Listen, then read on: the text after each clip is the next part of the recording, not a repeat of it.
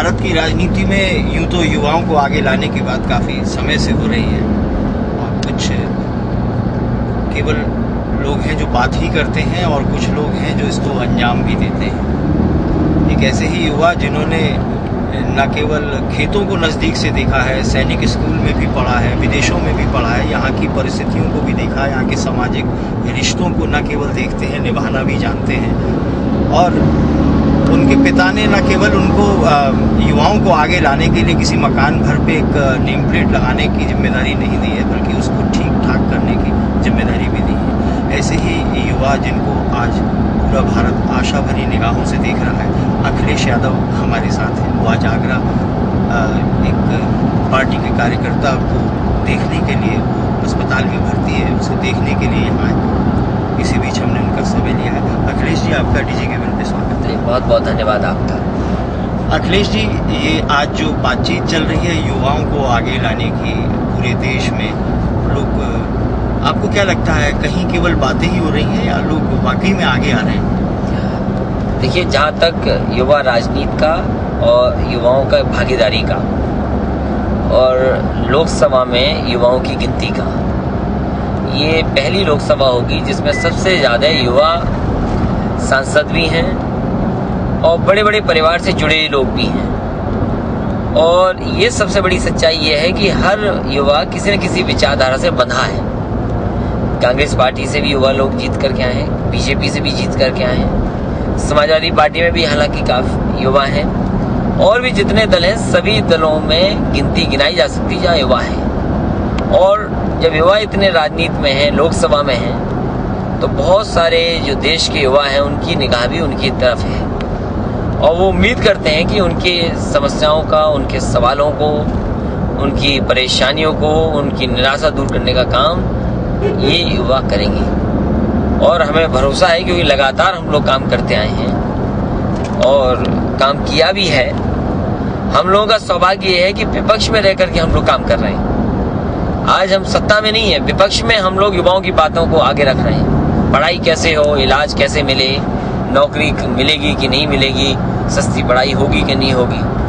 और कुछ दल के युवा वो हैं जो सत्ता में रहने के बाद उन्हें मौका मिला है, उनका सौभाग्य सत्ता में है, वो तब वो युवाओं की बात करना चाहते हैं। हमें सौभाग्य है कि हम लोग विपक्ष में हैं। तो ये आकलन अब जनता को करना है कि कौन सी नीतियाँ, कौन से कार्यक्रम, कौन से लोग हैं जो उनके सही सवालों को सही तरीके से देख करके, समझ करके उनके निराकरण कर सकते हैं। अच्छा अखिलेश जी, ये बताइए, जैसे काफ़ी चर्चा होती है युवाओं को राजनीति में लाना है, तो क्या ये कहीं इशारे से सत्ता पाने की चाबी तो नहीं है युवा को लाना, या ये वाकई में युवाओं को ट्रेन करने की बात है, उनको राजनीति में जोड़ने की बात है? कोई भी दल होगा और युवाओं को प्रभावित करना चाहेगा, क्योंकि वह राजनीति कर रहा है, उसका पार्टी राजनीतिक दल है और जिन कार्यक्रमों को लेकर के जाएगा युवाओं के बीच में, अगर उसको पसंद आएंगे तो युवा जुड़ेंगे। तो बिना सत्ता के तो कोई समस्या का समाधान होना नहीं है, निराकरण नहीं होना है। इसलिए कोई ये कहे कि हम युवाओं को प्रभावित कर रहे हैं तो उसमें कोई गलत नहीं है। हाँ, अपने कार्यक्रमों से हम लोग प्रभावित कर रहे हैं और सत्ता में आकर के उनके लिए काम करेंगे। इसीलिए मैंने कहा कि मेरा सौभाग्य है कि मैं सत्ता में नहीं हूँ, विपक्ष में हूँ, तब काम कर रहा हूँ युवाओं के बीच में। और तमाम और दल के जो युवा हैं उन्हें सौभाग्य प्राप्त है कि वो सत्ता में रह करके काम करना है। इसलिए आकलन युवाओं को करना है, यहाँ की जनता को करना है कि आखिरकार कौन लोग हैं जो उनके वाकई में पक्ष के लोग हैं। अब कांग्रेस का सवाल ये है कि कांग्रेस सत्ता में सबसे ज्यादा रही।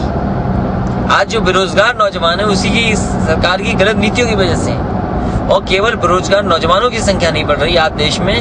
आज सवाल ये पैदा हो गया कि बेरोजगार बापों की भी संख्या बढ़ गई है इस देश में।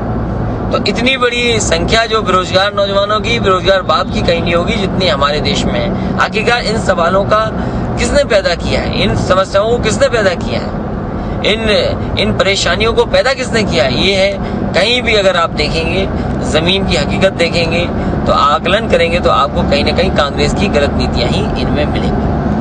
अखिलेश जी, आपने एक बहुत सुंदर शब्द का प्रयोग किया है कि अब बेरोजगार बाप भी मिलेंगे। लगभग 35-40 साल पहले 70 के दशक में जयप्रकाश जी ने संपूर्ण क्रांति का नारा दिया था और उन्होंने उन्होंने युवाओं को राजनीति की मुख्य धारा में जोड़ा था, सत्ता परिवर्तन भी हुआ था। इसे एक हम मात्र सहयोगी कहेंगे कि उस समय भी वो मुख्य निशाने पर एक कांग्रेस थी और आप भी गांव-गांव, शहर-शहर, जिले-जिले जा रहे हैं, लोगों से मिल रहे हैं। तो क्या दोनों की स्थितियों परिस्थितियों में कुछ समानता है या कुछ भिन्नता है? देखिए, जयप्रकाश जी के हम लोग अनुयायी हैं, उनको मानने वाले लोग हैं, उनके सिद्धांतों को अमल करने वाले लोग हैं। उन्होंने जो कार्यक्रम चलाया, संपूर्ण क्रांति का जो नारा दिया, हम समाजवादियों ने उसको माना, संघर्ष किया। आज भी हम लोग उससे सीखते हैं, हम लोग प्रभावित हैं उनकी नीतियों से, उनके योजनाओं से।